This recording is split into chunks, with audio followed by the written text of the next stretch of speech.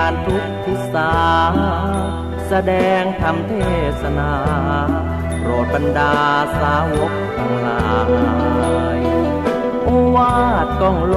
กปาติโมกข์จากต้นชนปลา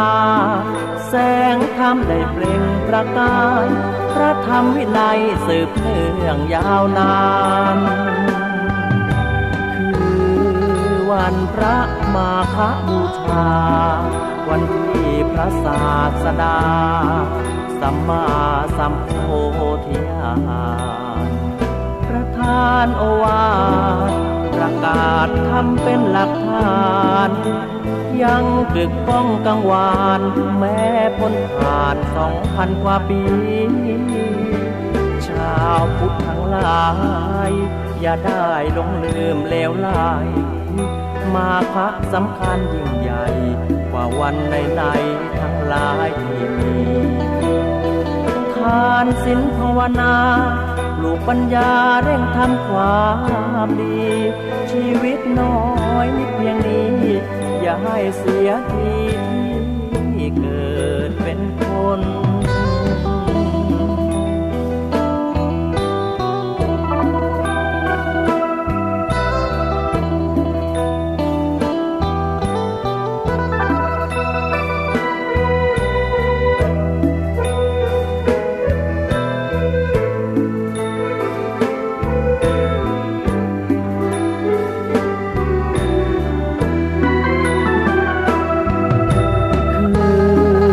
วันพระมาฆบูชา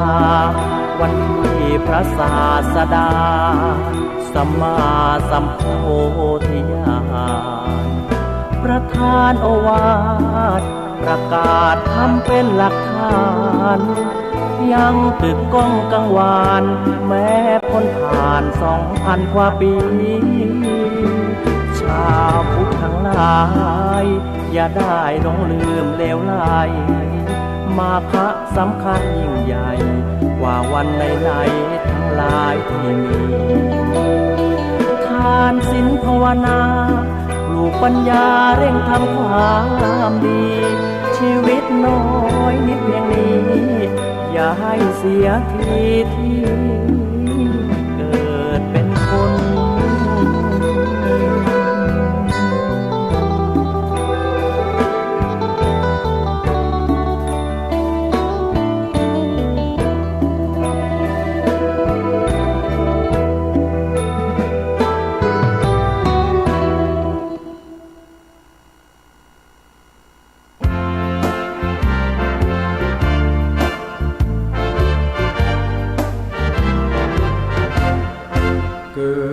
เป็นคนจะเห็นแก่ตนและดี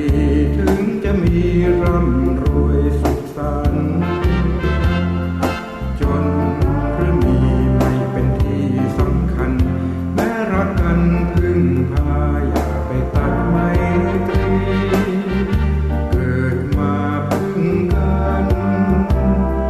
ผิวพรรณใช่แบ่งศักดิ์ศรีวันนี้เราอยู่คิดดูให้ดีถึงจะจนจะมีอย่าไปสร้างเวรกรรมคืนไปทำชั่วไปอาจต้องใช้กรรมเวรอย่างง่ายโลภหลงเพราะคงจะเกิดลำเค็ญ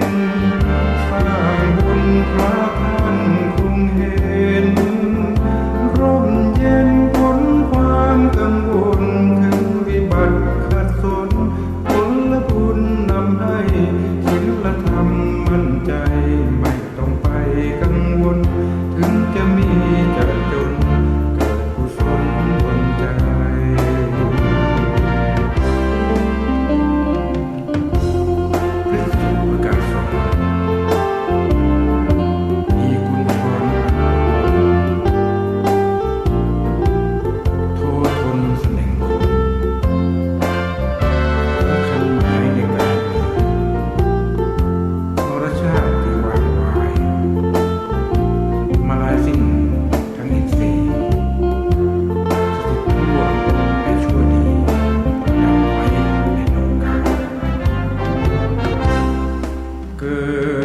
คนอย่าเห็นแก่ตนและดี ถึงจะมีร่ำรวยสุขสันต์จนหรือมีไม่เป็นที่สำคัญ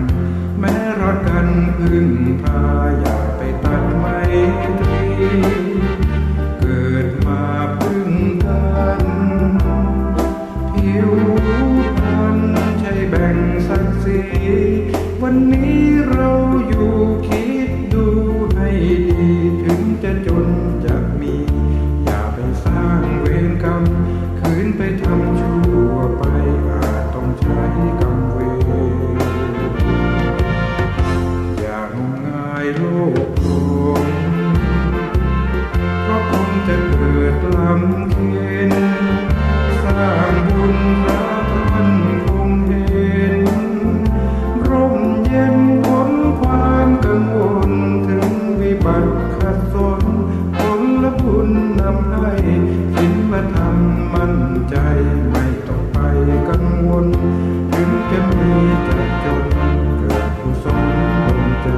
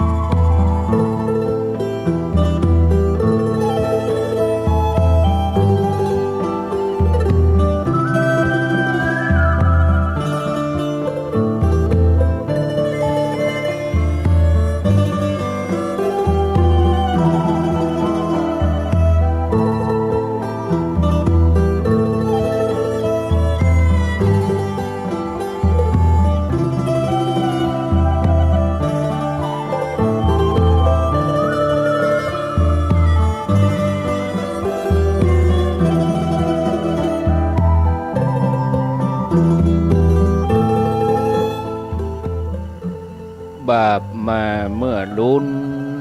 บุญมาเมื่อลากรรมเฮยป่ามาเมื่อซอยจาดพริกขี้หนูเปาะกับพริกน้อยมันหากมาห้อนทีลูนโบราณว่าไว้ตกก่อนเป็นขุนพ่องตกทีลูนกลายเป็นขี้ข้าการทำการสังที่บ่ได้หน้าอย่าฟังตุมลาขว้างละเฮือแปลงใจนิ่มขันติมานะอดก้อยสร้างทำไปถึงภัยบ่ฮู้เฮาฮู้แก่ใจผลที่ออกไปเหมือนคำหล่อเบาเหมือนคำหล่อเบาอรุณสวัสดิ์ธรรมสวัสดีสวัสดีญาติโยมท่านสาธุชนท่านทั้งหลายในช่วงที่6:07 นาทีท่านผู้ฟังกำลังรับฟังรายการเสียงธรรมแสงอรุณดำเนินรายการโดยอาตมภาพพระครูอภิวัฒนวิกรมวัดปากดังเจริญตำบลดอยหล่ออำเภอดอยหล่อจังหวัดเชียงใหม่ตามปกติแล้วก็จัดรายการชั่วโมงเดียวคือ5 โมงตี 5 ถึง 6 โมงแต่ว่าวันนี้ได้มาทำหน้าที่แทนหลวงพ่อพระครูวิสิตศิลาภรณ์เจ้าวาดวัดบางสิงคำเจ้าคณะตำบลป่าแดดเนื่องจากว่าหลวงพ่อท่านติดศาสนกิจพักผ่อนเพราะว่าการงานแล้วใหม่งานปล่อยหลวงก็หาแล้วไปได้ 3-4 วันแต่ว่านี่ก็ปะกันถึง2 ตีแรกแต่ว่านี่ช่วงเมื่อไง9 โมง 10 โมงก็ที่วัดพระธาตุสีจอมทองก็ยังได้ปะได้ไหวหลวงพ่ออยู่มาตอนฉันเพลแล้วก็บ่ายโมงปลายก็ปะหลวงพ่อที่วัดพระสิงห์วรมหาวิหารเปิดมีกิจกรรมเปิด งานวันสัปดาห์ส่งเสริมพระพุทธศาสนามาฆบูชาแต่ว่านี่หลายวัดก็ได้รับรางวัลวัดพัฒนาวัดประชารัฐหลายๆรางวัลแล้วก็มีกลุ่มแม่บ้านแต่ละอำเภอมีอุบาสกอุบาสิกาดีเด่นแต่ละอำเภอถึง25อำเภอนี่เปิ้นก็ไปรับกันที่วัดพระสิงห์ตะวาแต่ละวัดก็ดีส่วนครูบาอาจารย์พระสงฆ์ตะวานี่ประธานสงฆ์ก็พระเดชพระคุณพระพรหมเสนาบดีเจ้าคณะภาค7วัดปทุมคงคาพระเดชพระคุณหลวงพ่อพระเทพปริยัติเจ้าคณะจังหวัดเชียงใหม่วัด7 ยอดเจ้าคณะอำเภอหลายอำเภอต่างส่วนราชการก็มีท่านรองผู้ว่าราชการจังหวัดเชียงใหม่นายศักดิ์ชัยคุณานุวัฒน์ชัยเดชพร้อมกับผู้อำนวยการสำนักงานพระพุทธศาสนาจังหวัดเชียงใหม่โอ้หลายคนหลายท่านคนก็ไปนักไปหลายพระเจ้าประสงค์ก็เหลืองห่ำเนาะแต่ว่านี่ก็เป็นโครงการดีๆกิจกรรมดีๆแล้วก็อนุโมทนาแสดงมุทิตาจิตกับวัดต่างๆตลอดจนถึงอนุโมทนากับศรัทธาญาติโยมที่ได้เสียสละอุปถัมภ์วัดบริจาคทำบุญแล้วก็เป็นแบบอย่างของเจ้าพุทธเป็นแบบอย่างของอุบาสกอุบาสิกาช่วยกันทำนุบำรุงพระพุทธศาสนาอนุโมทนาอย่างยิ่งเนอะญาติโยมท่านทั้งหลายเอาแล้วญาติโยมมาปะกันก็ในชั่วโมงที่2นี่ชั่วโมงที่2นี่จะอู้ถึงหัวข้อเรื่องวางใจอย่างใดในยามเจ็บป่วยแล้วก็ถ้ามีเวลาจะมาอู้ถึงคำว่าบ้านเนี่ยญาติโยมคำว่าบ้านเนี่ยอย่างใดแปลงใจอย่างใดเวลาเจ็บป่วยเวลาเจ็บป่วยความเจ็บป่วยเนี่ยเป็นสิ่งที่มีภัยพาธนาภัยก็บ่ใครได้นะญาติโยมแต่ก็บ่อาจจะหลีกหนีไปที่ไหนได้ถึงอย่างนั้นแม้เจ็บป่วยก็ขอให้ป่วยแต่กายอย่าให้ใจป่วยไปตัวใจที่สงบเย็นเป็นสุขนี่สามารถเกิดขึ้นในกายที่เจ็บป่วยขอเพียงแต่ว่าเฮาวางใจให้ถูกยอมรับสิ่งที่เกิดขึ้นโดยที่เฮาบ่พักไสไล่ส่งความเจ็บป่วยสามารถสอนธรรมะให้เฮาได้เกิดปัญญาถ้าเฮาเจ็บป่วยด้วยโรคมะเร็งกะเฮาอย่าลืมว่าเฮาบ่ได้เป็นมะเร็งเพียงแต่มะเร็งมันอยู่ในร่างกายเฮาตัวอันมะเร็งมันบ่ใช่ตึงมดของเฮาเป็นเพียงแค่ส่วนหนึ่งของเฮายังมีสิ่งดีๆอย่างอื่นแถมนักที่เฮาสามารถให้ความสุขแก่คนอื่นแก่ตัวเก่าได้บ่ดีกังวลกับอนาคตให้อยู่กับปัจจุบันให้มีความสุขต่ออันก็พอแล้วเวลามีความเจ็บป่วยบ่ว่าส่วนไหนของร่างกายก็บ่ต้องไปพักใส่ไล่ทรงมันยิ่งเป็นทุกข์แต่ให้ลองสังเกตใจของเฮาแทนว่าตอนนั้นเนี่ยเฮามีความงุนงิดเฮามีความเกลียดความโกรธก็แค่หันมันก็ช่วยได้นักเพราะหากบ่ฮู้เต้าตันอารมณ์เหล่านั้นมันก็จะสร้างความทุกข์ใจแล้วก็ทำให้ทุกข์กายมันเพิ่มเปิ้นฮ้องว่ายกกำลัง3แต่ถ้าเฮาฮู้เต้าตันมันก็จะ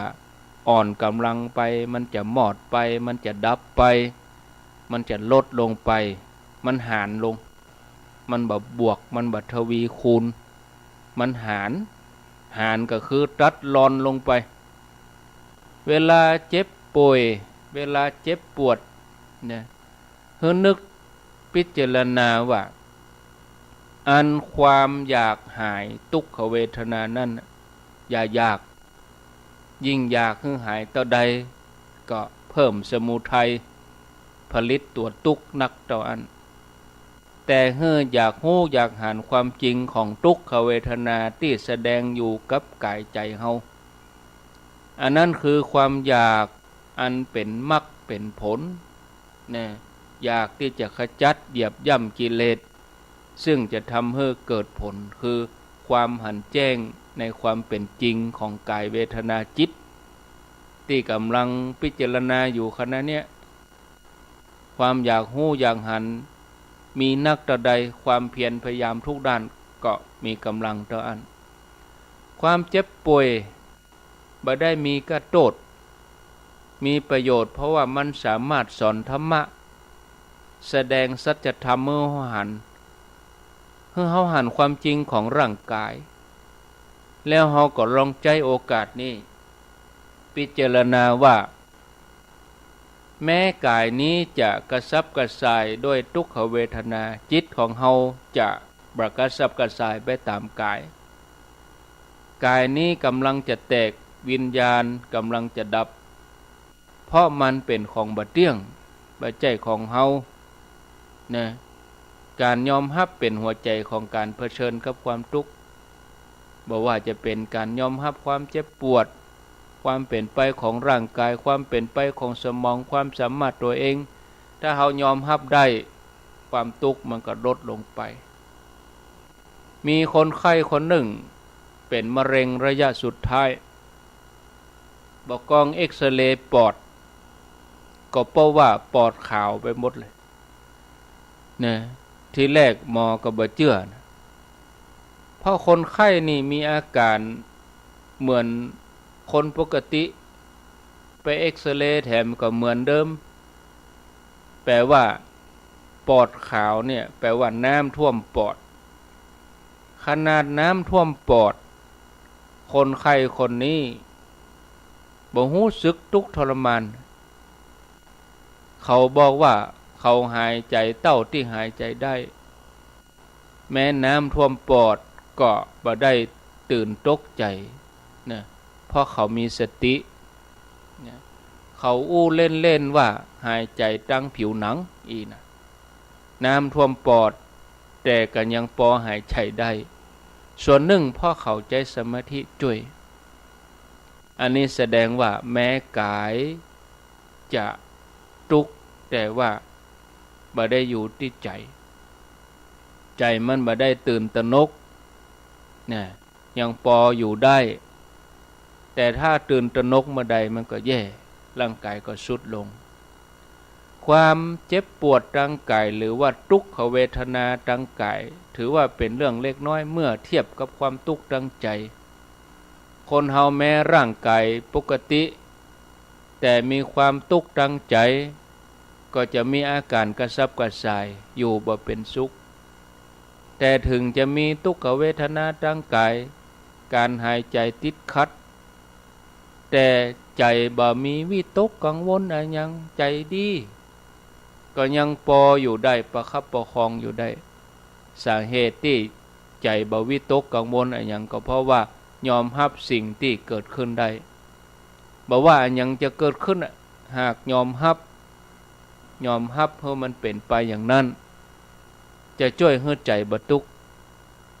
ร่างกายของเฮานี่เหมือนบ้านนะเหมือนบ้านหลังหนึ่งเมื่อความชราเมื่อความแก่เมื่อเฮาจะล้มป่วย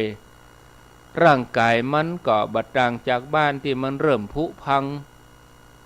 มันจะผุพังทางใดก่อนขั้นใดกะหลังคากะโครงสร้างกะฝากะคนที่บ่ประมาทหันความจริงของชีวิต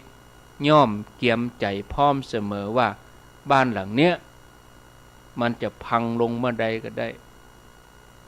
เมื่อมันพังลงมา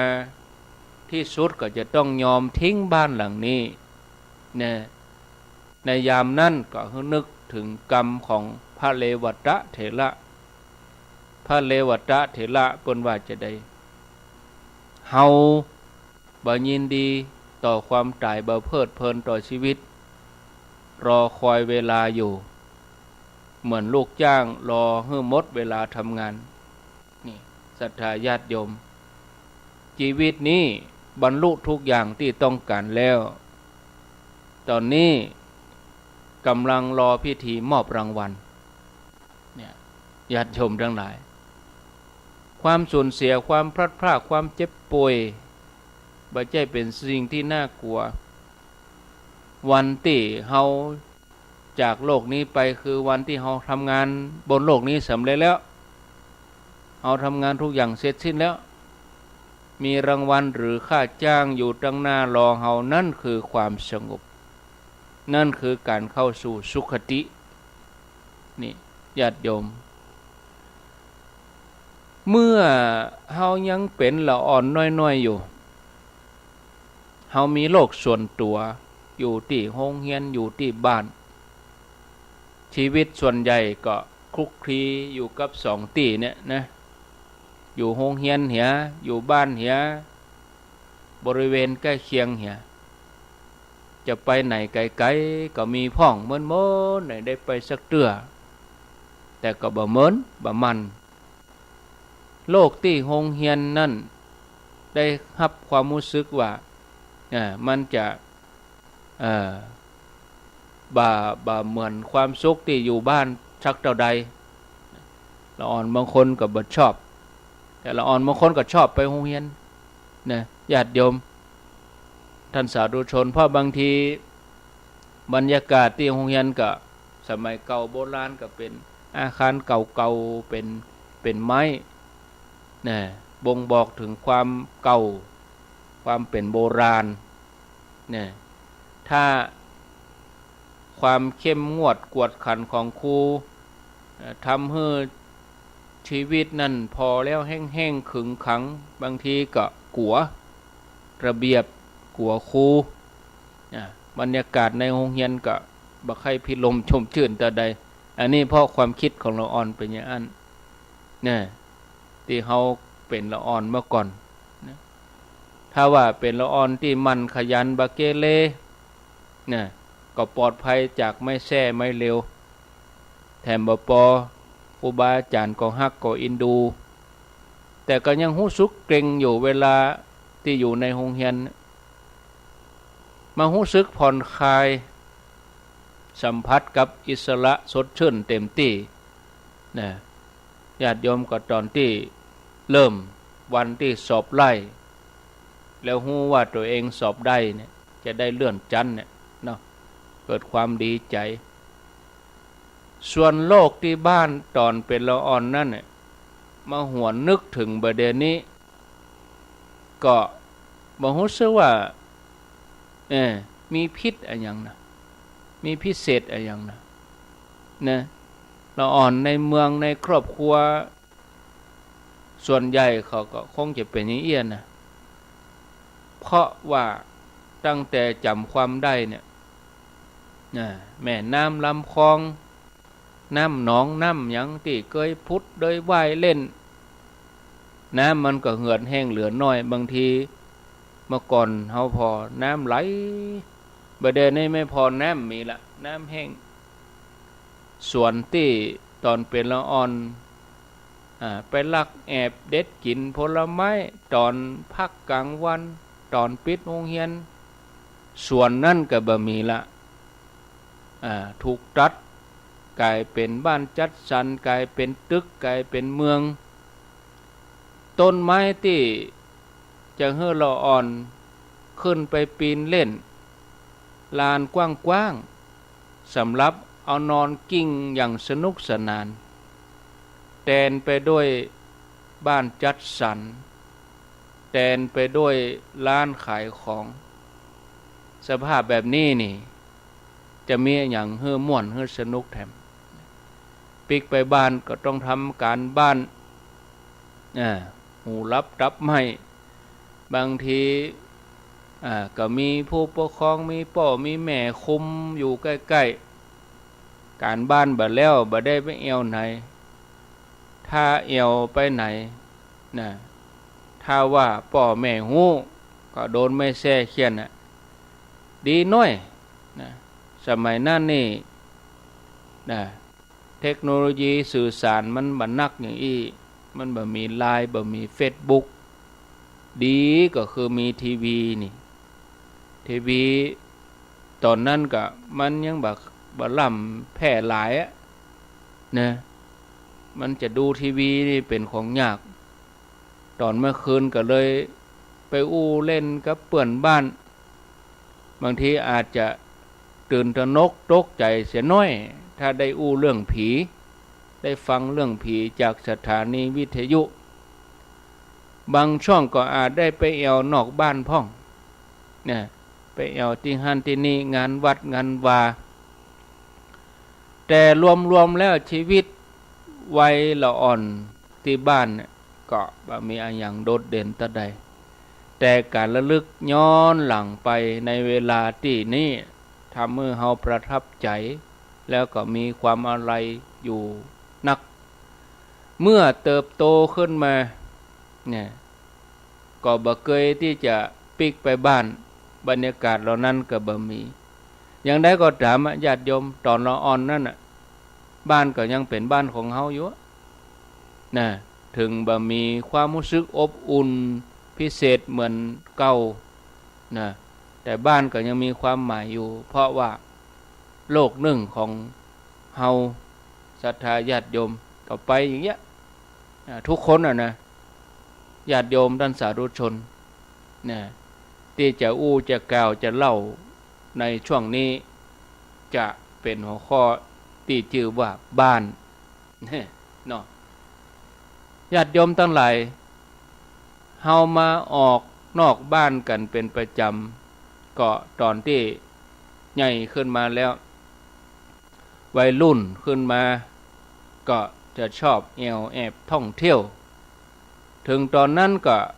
บ่รู้สึกผูกพันอะไรอย่างกับบ้านเป็นพิเศษทำละนะบ้านก็เป็นเพียงแค่ที่ซุกหัวนอนเก็บหนังสือเปลี่ยนเสื้อผ้านะแม้แต่จะมีสัญชาตญาณ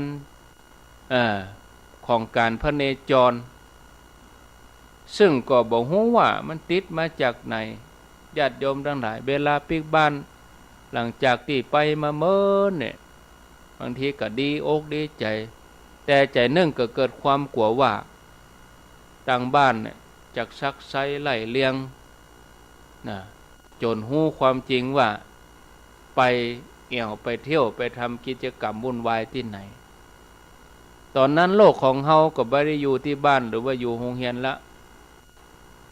แต่กลายเป็นโลกแห่งกิจกรรมมีเพื่อนฝูงมีผู้คนพักดันขึ้นไปแต่นี่อายุนักขึ้นที่บ้านก็มีการเปลี่ยนแปลงเพราะว่าบางทีก็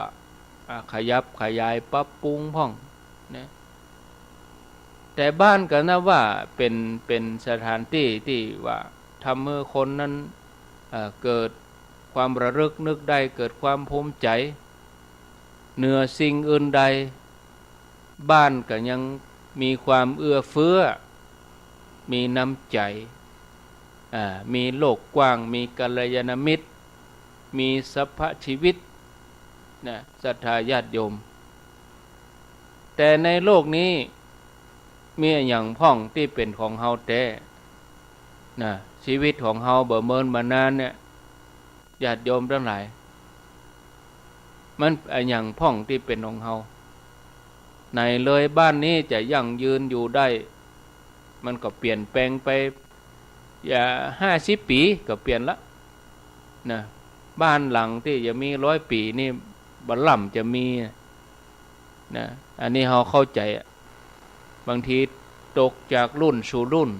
บ้านหลังนี้เคยเป็นของรุ่นก่อนละเป็นของอุ้ยของมอนละมาถึงลูกถึงหลานเขาก็ปรับปรุงเปลี่ยนแปลงไปชีวิตคือการพลัดพรากใครจะฮู้สักวันหนึ่งบ้านหลังนี้ก็อาจจะทลายไปอาจจะพังไปเพราะด้วยการเวลาด้วยอายุศรัทธาญาติโยมคนที่อยู่ใกล้หิมกันเปื้อนบ้านกันเอาไปเขาอาจจะบริหารละเพราะว่าจากกันไปแล้วแม้แต่ตัวเขาเองก็อาจจะเป็นฝ่ายที่จากไปก่อนก็ได้ บ้านนั้นเป็นสิ่งจำเป็นสำหรับการเติบโตของเฮาก็จริงอยู่แต่ถึงที่สุดเฮาจะต้องเติบโตให้พ้นจากอาณาเขตออกบ้านไป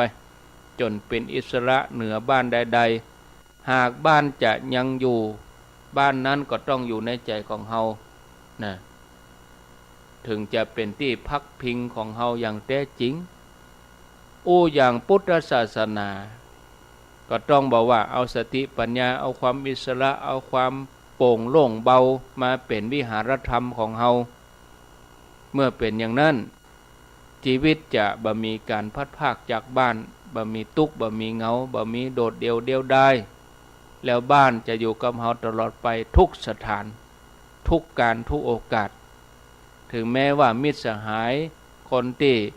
เฮาเคารพนับถือจะอำลาจากเฮาไปแล้วก็ตามเนี่ยศรัทธาญาติโยม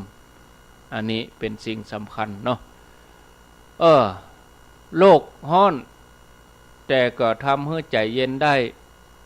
ญาติโยมทั้งหลายธรรมชาติทุกหนทุกแห่งบ่เว้นแม้แต่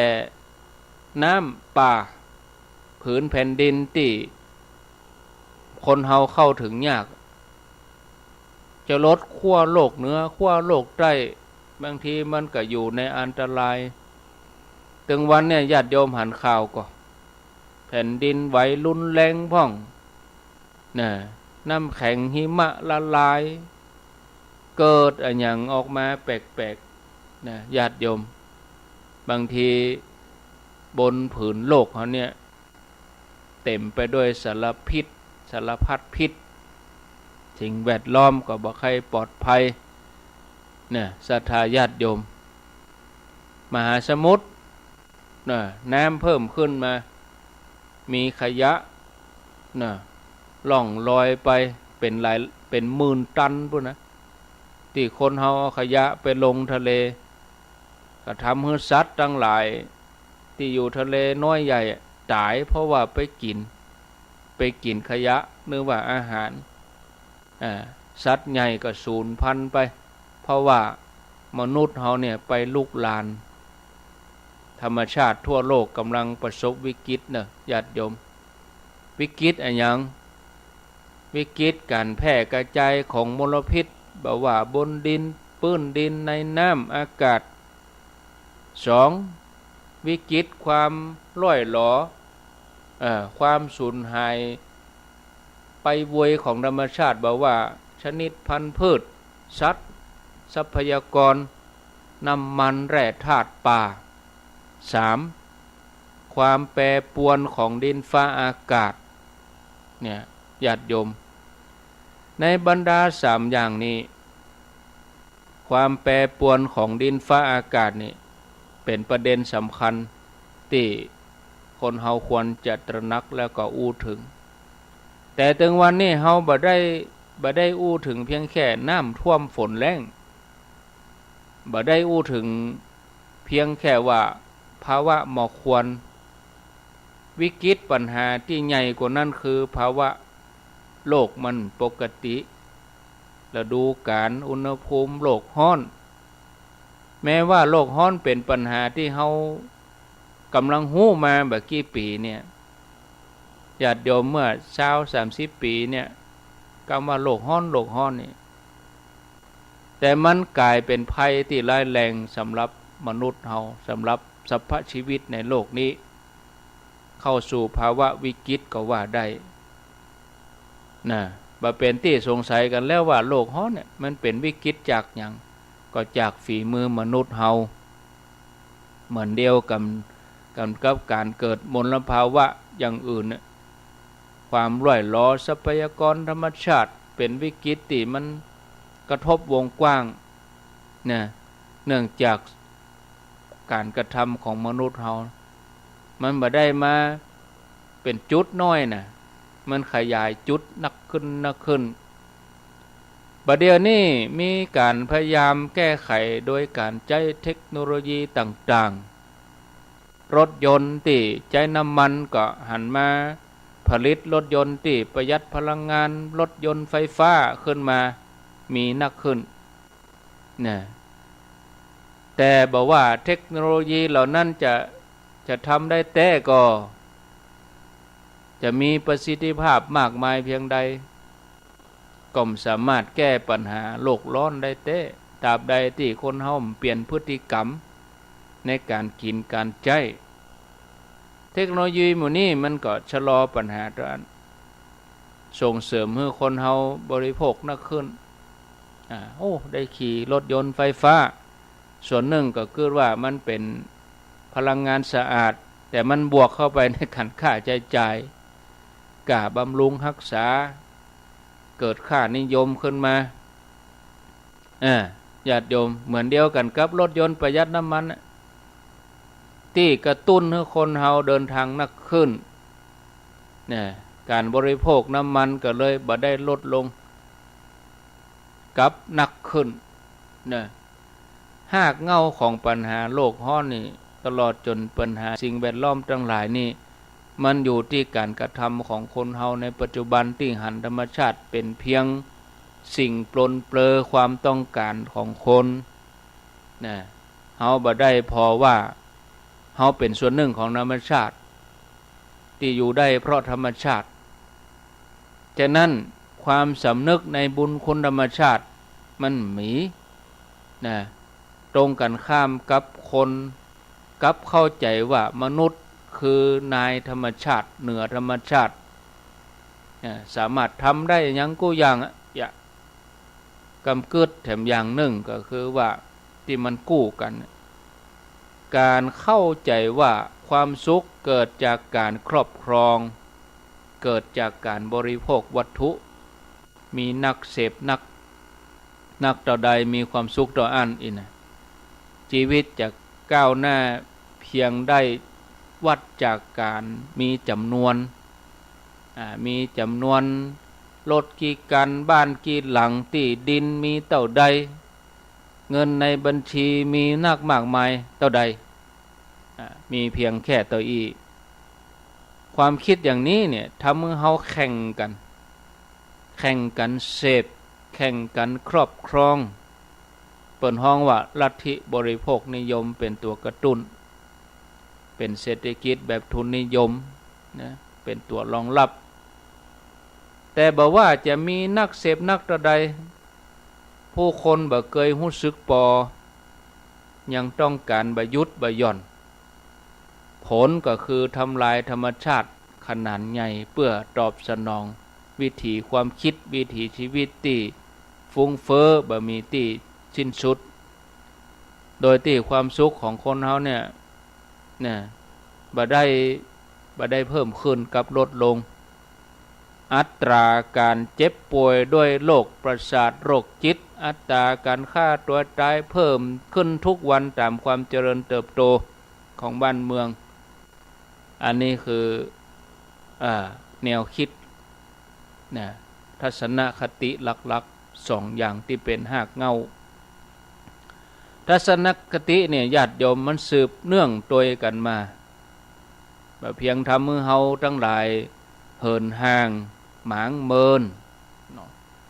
หรือเฮาทั้งหลายแปลกแยกกับธรรมชาติตอนยังทำมือเฮาเนี่ย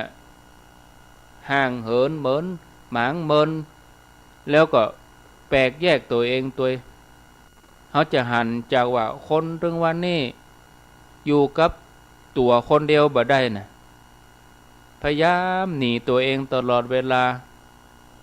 โดยการไปคลุกคลีกับสิ่งเสพไปเอี่ยวห้างดูแต่หน้าจอโทรศัพท์แล้วก็สุดท้ายก็หนีบ่พ้นที่จะไปเบียดเบียนธรรมชาติถึงที่สุดแล้วธรรมชาติสิ่งแวดล้อมวิกฤตเพราะว่าธรรมชาติภายในของคนเฮานี่มันเสียสมดุลแถมยังก็ได้นะว่าความเปลี่ยนแปลงธรรมชาติสิ่งแวดล้อมถึงวันเนี่ยเป็นผลมาจากความผันผวนธรรมชาติภายในของคนเฮาเป็นเพราะว่าคนเฮามีความตุกอ้างว้างความว่างเปล่าในส่วนลึกของจิตวิญญาณก็เลยพยายามหาวัตถุมาเพิ่มมาเติมเต็มแต่บอกว่าจะเปลี่ยนธรรมชาติเป็นสิ่งเสพเป็นทรัพย์สินเงินทองมากมายต่อใดจิตวิญญาณบ่เคยเต็ม ธรรมชาติสิ่งแวดล้อมจะบ่มีวันฟื้นฟูเลยถ้าหากว่าธรรมชาติภายในของคนเฮาบ่คืนสู่ความสมดุลเป็นปกติเหตุนี้ธรรมะก็เลยเป็นสิ่งจำเป็นญาติโยมธรรมชาติกับธรรมะนี่แยกออกจากกันบ่ได้ถ้าเฮาจะฟื้นฟูธรรมชาติก็จำเป็นจะต้องฟื้นฟูธรรมะในใจของคนเฮาอันนั้นคือทำให้คนเฮาเนี่ยปิกมานึกถึงความจริงว่าเฮาเป็นส่วนหนึ่งของธรรมชาติเฮาอยู่ได้เพราะธรรมชาติฉะนั้นควรนึกถึงบุญคุณของธรรมชาติขณะเดียวกันธรรมะก็ช่วยให้เฮารู้จักมีชีวิตอย่างเรียบง่ายโดยที่บ่ต้องไปฝืนใจเพราะสามารถเข้าถึงความสุขได้ความสุขปราณีตนั้นบ่ต้องอาศัยการเสพหรือวัตถุอย่างนักล้ำไปแต่เกิดจากการที่มีจิตใจสงบร่มเย็นเกิดจากการได้ทำความดีจากการได้หันรอยยิ้มจากผู้ที่มีความสุขจากการเอื้อเฟื้อเกื้อกูลของเฮารวมถึงการรู้สึกเป็นหนึ่งในส่วนร่วมนั้นนะเป็นความสุขที่ทุกคนหวยหาการที่เฮาพากันไปแสวงหาความสุขจากวัตถุก็เพราะว่าเฮาบ่ฮู้จักหรือว่าเฮาบ่สามารถเข้าถึงความสุขที่ประณีตแต่เมื่อใดเฮาถึงความสุขประณีตได้ความสุขที่จากวัตถุมันก็มีเสน่ห์น้อยลงไปความสุขที่ประณีตเกิดจากการเข้าถึงธรรมะเมื่อเฮาฮู้จักละฮู้จักวางฮู้จักปล่อยความสุขก็เกิดขึ้นได้ง่าย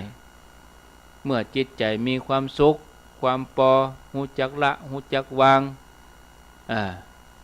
ความสุขที่เฮาต้องการมันก็เกิดขึ้นได้บ่ยากบ่จำเป็นที่เฮาจะต้องไปเบียดธรรมชาติเบียดเบียนธรรมชาติเพื่อจะมาปนเปื้อกิเลสตอบสนองความสุขอย่างหยาบๆแถมต่อไปละทำได้เมื่อชีวิตที่มีอยู่แล้วก็สอดประสานสอดคล้องกับธรรมชาติใจก็เลยมีธรรมเป็นหลักประกันคุ้มครองท่านผู้ฟังญาติโยมทั้งหลายยังได้ก็ตามธรรมะบ่ได้เกื้อกูลธรรมชาติฝ่ายเดียวธรรมชาติก็เกื้อกูลธรรมะโดยคนที่มีจิตใจรุ่มร้อนเมื่อได้มาอยู่ท่ามกลางธรรมชาติธรรมชาติที่สงบสงัดจิตใจก็สงบเย็นได้บ่อยก็เกิดกุศลธรรมได้ง่ายแล้วถ้าว่าหันมาพอดังในก็รู้จักว่า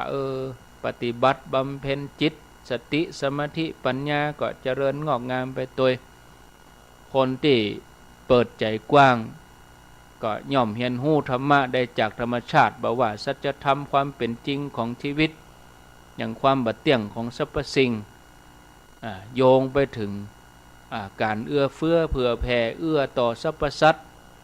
มดแมงทั้งหลายที่อดทนเพียรพยายามบ่ย่อท้อนกที่บวยบินอย่างอิสระบนอากาศบ่มีแม้แต่ทรัพย์สินบ่มีภาระศรัทธาญาติโยมมีคนถามหลวงปู่มั่นว่าท่านรู้ธรรมะได้อย่างใดในเมื่อหลวงปู่ท่านเรียนหนังสือบรรณักหลวงปู่ท่านตอบว่าสำหรับผู้มีปัญญาธรรมะมีอยู่ทุกหย่อมหญ้าโดยเหตุเดียวกันท่านพุทธทาสก็เลยแนะนำให้คนที่มาสวนโมกหัดฟังต้นไม้หัดฟังก้อนหินสอนธรรมะคนที่ใฝ่ธรรมหรือว่าหวังความเจริญงอกงามของชีวิตด้านในควรมีเวลาอยู่ท่ามกลางธรรมชาติอันสงบสงัดในบรรยากาศอย่างนั้นจะช่วยน้อมจิตน้อมใจแบบเพียงแต่เฮาหันธรรมะจากธรรมชาติสิ่งแวดล้อมต่ออันยังหันธรรมชาติภายในใจของเฮาชัดเจนขึ้นมานำไปสู่การหันสัจธรรมของชีวิตไปสู่โลกทำให้เกิดความสงบความสว่างภายในจะได้ก็ตามญาติโยม ในสถานการณ์ที่ธรรมชาติกำลังตกอยู่ในอันตรายเนี่ยเฮาบ่ควรที่จะแสวงหาประโยชน์จากธรรมชาติเหล่านั้นแม้จะเป็นประโยชน์ทางธรรมก็ตามหากควรมีน้ำใจเอื้อเฟื้อตอบแทนคุณธรรมชาติโดยการช่วยกันพิทักษ์รักษาธรรมชาติอย่างเต็มกำลังเต็มความสามารถบ่ว่าจะเป็นการอนุรักษ์ฟื้นฟูนำไปสู่การหมุนเวียนส่งเสริมการคุ้มครองสัตว์และพันธุ์พืชตลอดจนถึงช่วยกันรณรงค์ให้มีการตื่นตัวในด้านสิ่งแวดล้อมอันนี้ต้องพิจารณาในยามที่โลกกำลังร้อนเฮาก็บ่ควรที่จะร้อนตามโลกถ้ามีธรรมะเป็นที่ปึ้งเพื่อให้เฮามีกำลังในการดำเนินชีวิตแล้วก็มีโลกที่สร้างสรรค์โลกร้อนแต่เย็นธรรมศรัทธาญาติโยมก็ขออนุโมทนากับทุกคนทุกท่านพอเวลาแล้วหมดเห็นล่ะประเด็นนี้6:45 นาทีเอาอนุโมทนาเหียก่อนเนาะอนุโมทนาที่วันนี้6 โมงนี่มันใช่เวลาของอาตมาเนี่ยญาติโยมนะก็อนุโมทนาเฉพาะที่เปิ้นร่วมบุญที่มีอยู่นี่ก็พอเนาะนางทองใบกันตาทำบุญกับน้ำกับไฟ200 บาทอนุโมทนานายสวรรค์นางนันทวันสืบเรื่องบ้านหนองคอบ100 บาทแม่ฟองจันทร์ศิริปาเด็กหญิงธัญญาศิริปาปากตังเจริญ100 บาทแม่จันสวยปันตะปากตังเจริญอันนี้ฮับดาวติดหน้าแนบศาลาเหล่ามนทาทิพย์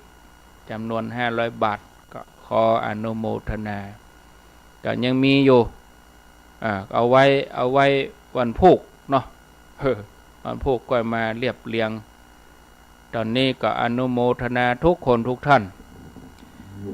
อู้กันมาชั่วโมงปลายเปลี่ยนบรรยากาศก่อนแหม10 กว่านาทีสุดท้ายนี่ญาติโยมได้โทรเข้ามาอู้จาสนทนาธรรมแล้วก็เมื่อคืนบึดนี่ก็ปะกันมีสถานีใหม่นี่เปิ้นอันจะฮับสัญญาณเริ่มตั้งแต่คืนนี้ไปจำนวน4 สถานี2 ทุ่มถึง4 ทุ่มนะญาติโยม4 สถานีก็มีไหนพ้องอีเนาะ4 สถานีที่เปิ้นฮับใหม่นี่ก็มี1 สถานีวิทยุแดนดินถิ่นล้านนาตังโซนน้ำบ่อหลวงสันปะตองแม่วางน่ะญาติโยมก็สามารถรับฟังได้ละที่แดนดินถิ่นล้านนา 103.50 นะญาติโยมก็ขอเจริญพรเจิญบึดเนอะ2 ทุ่มถึง4 ทุ่มทุกวันเลยที่แดนดินถิ่นล้านนาแล้วก็แห่งสถานี1ก็ที่เมืองเป้าอำเภอเป้า 92.75 สถานีวิทยุเพื่อท้องถิ่นและสิ่งแวดล้อมอำเภอเป้าทีมงานของคุณดารุณี 92.75 3. สถานีวิทยุสตาร์ FM 102.50 พี่น้องตังนาน้อยก็ได้ยินแล้วเนอะเมื่อคืนนะ 102.50 ที่บ้านทุ่งมงคลตำบลศรีสะเกษอำเภอนาน้อยจังหวัดน่านสถานีที่4ก็จะเริ่มคืนนี้นะสถานีวิทยุสุดแดนล้านนาไทย FM 107.25 ขวาสุดเลยที่อำเภอทุ่งช้างจังหวัดน่านอำเภอทุ่งจ้างจังหวัดน่านเริ่มคืนนี้นะ ก็ประเด็นนี้ก็รวมแล้วก็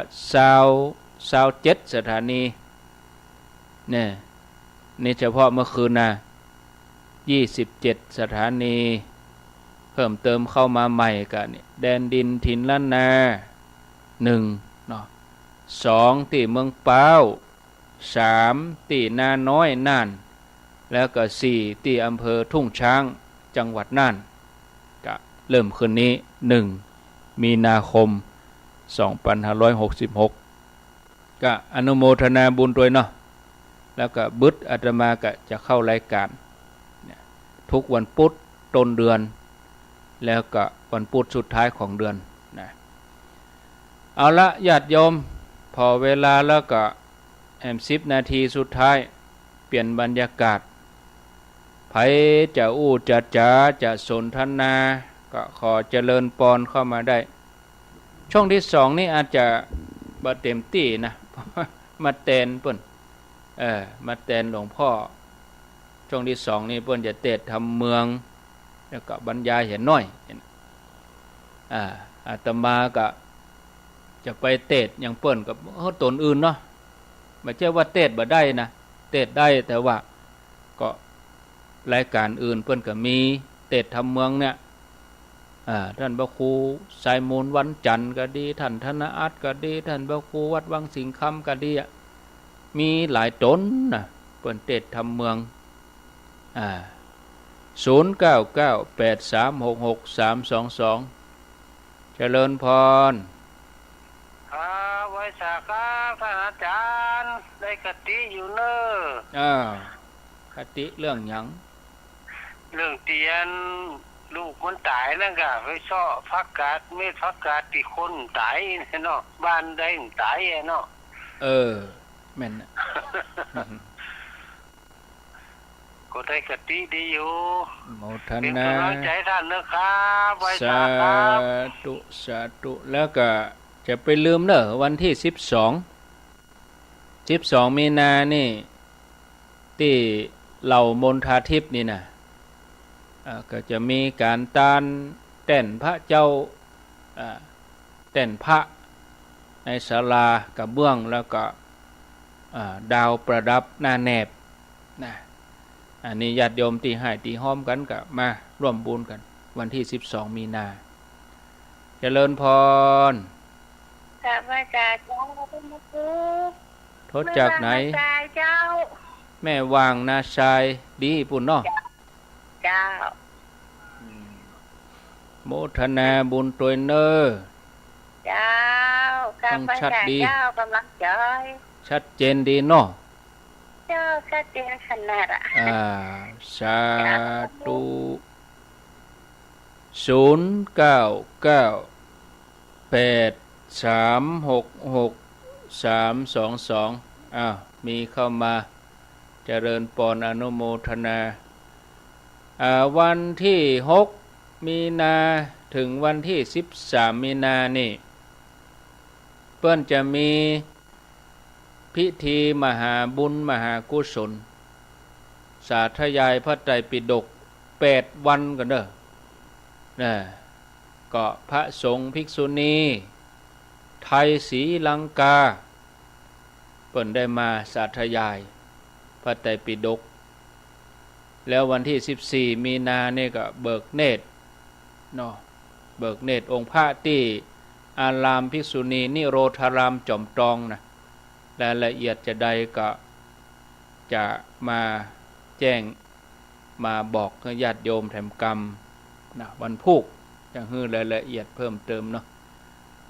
0998366322เจริญพรไปสาเจ้าท่านพระครูโทษจากไหนโทษจากอำเภอแม่ท่าเจ้าแม่เทียนเกี้ยวหนองยางเจ้าตำบลวังเงินด้วยค่ะอาจารย์ได้ยินชัดก่อนฟังขึ้นบุญญาวาสเจ้าโอ้ได้สาระนักก็วันนี้วันนี้อยู่เงาเจ้าโอ้ดูต่างพังดีท่าอาจารย์เจ้าคนเขานี่เบียดธรรมศาสตร์แต่เราพระอาจารย์เนาะแม่นนะเขาได้นักขนาดโยมแม่ว่า ในสาระนะเป็นกำลังใจให้ท่านพระครูนะเจ้า สาธุเนอ เจ้า แม่ทะลำปัง099 8366 322เจริญพร ไปสาครับพระครู อ้าวโทรจากไหนโอ้ลุดไปเสียเฮ้ได้ก็ไหวสาไปได้ลุดไปเหรออ้าวมีเข้ามา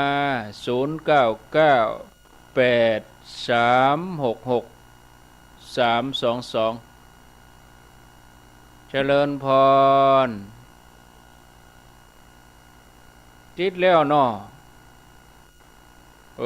ดักเซฟไปละลุดไปเหรอมาใหม่09983666322อ้าวมีเข้ามาแจ้งผลการรับฟังกาจะอู้จะจ๋าก็ขอเจริญปอนได้เดี๋ยวกันเด้อเที่ยโทรศัพท์ก็อันมันจนกันนะสัญญาณมันจนกันรับสายเจริญพรมาสักการเจ้าอาจารย์ อ้าวโทรจากไหนยาย แม่บัวไข่เด้อเบิ้นดงหัวช้างตำบลพระบาทเจ้า อ๋อตรงหัวจ้าง เจ้าหัวช้างพระบาทหนา พระบาทหนาอีเนาะ เจ้าพระบาทหนาฟังคุณเยาวาเจ้า ได้ยินชัดดีเนาะ สัตว์เย็นดีเจ้า อนุโมทนาบุญตัวเนอ เจ้าสาธุ สาธุอ้าวละตำบลพระบาทอยู่ลำปางปุ่นนี่ฟังสถานีวิทยุอันอย่างก็บุญญาวาสสถานีวิทยุบุญญาวาสวิหารก็วันพุธก็จะมาประชาสัมพันธ์แถมกรรมสำหรับเรื่องของงานที่สำนักภิกษุณีนิโรธารามเปิ้นจะมีงานนะตั้งแต่วันที่6มีนาคมถึงวันที่13มีนางานพิธีสาธยายพระไตรปิฎกแล้วก็เปิ้นจะเบิกเนตรไข่ตาพระเจ้าถวายพระพุทธคันธระสิริมหามุนีที่อารามภิกษุณีนิโรธารามจอมตองนี่นะบักไก่รับสายเจริญปอนกราบนมัสการเจ้า โทษจากดังใดมาจากบ้านบุญเกิดตำบลพระบาทอำเภอเมืองจังหวัดลำปางเจ้าบุญเกิดพระบาทพระลำปางเจ้าได้ยินชัดดีเนาะชัดเจนดีเจ้าโอ้ฟังกันยาวหรือวะนี่เจ้ายินดีนั่งเนอะเจ้าสาธุอยู่ดีมีสุขแล้วก็พี่น้องจังเวียงป่าเป้าบ่ได้ก็มีแถมงานอันเข้ากรรมที่ปัจจัน9ถึง14มีนาเนี่ยเอารับสายสุดท้ายเจริญพรวิชาเจ้าโทษจากไหนจากแม่น้อยบ้านตาโทกเจ้าแม่น้อยตาโทกฟังชัดดีเนาะชัดกับเจ้าชัดดีเจ้าที่แม่ไปอ่านสอบภาษาไทยคือภาษาอังกฤษโมทนาจำไม่ได้ก็จำได้อยู่ดีมีสุขเนอะเจ้าทำบุญเยาวาสนะเจ้าจำได้กะแม่น้อยได้ยินเสียงทุกรายการจำได้อยู่เอาลาไปก่อนอายุวันโนสุขังปลัง